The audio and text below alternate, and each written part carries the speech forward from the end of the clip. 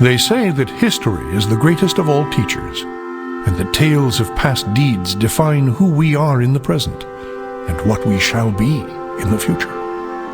It is said that such tales shall, with each telling, illuminate us all with the light of truth. I shall tell you of such a tale. It is a tale quite familiar to me, for I have spent nearly a lifetime piecing it together and chronicling it here within this book. For years I have pondered its passages, studying every line, committing each word to memory. Perhaps now, in the telling of it, I shall at last find the answers I seek. Our story takes place in the northern region of Faerun, known as Icewind Dale. It is a harsh, frozen land, cut off from the rest of the world by a wall of jagged peaks called the Spine of the World. For centuries, the icy plains of the Dale have been home to the barbarian peoples of the Uthgard and Regedmund. Huddled together in small, closely knit tribes, the barbarians lived simple lives, free, proud, and fiercely independent. Until the day an archmage named Erakan came to Icewind Dale. With an army of mercenaries, Erakan sought to conquer the north and force the fierce barbarians into slavery.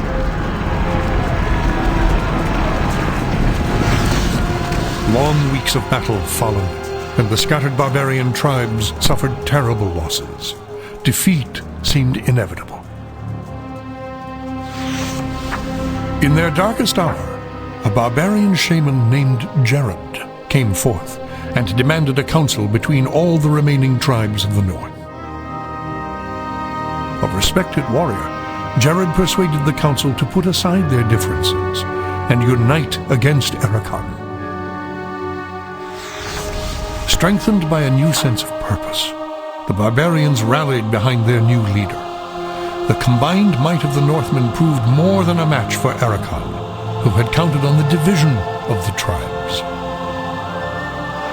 Wave after wave of barbarian warriors tore into Erakan's hired army, forcing them on the defensive and ultimately into full retreat.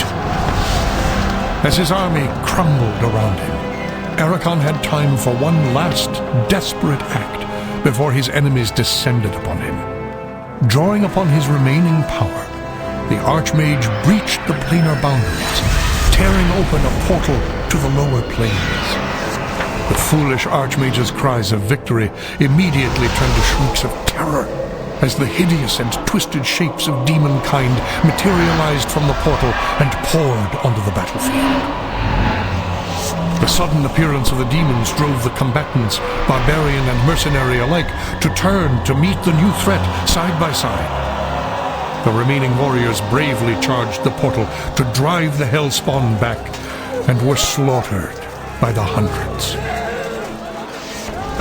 As his people fell around him, the barbarian shaman, Jared, looked up from the blood-drenched snow of the battlefield and caught sight of a lone figure high upon a ridge in the distance. Jared immediately recognized this vision as an omen from his god Tempus, and in that instant, he knew what had to be done. Shouting cries to his god, he charged through the ranks of the demons and plunged into the portal.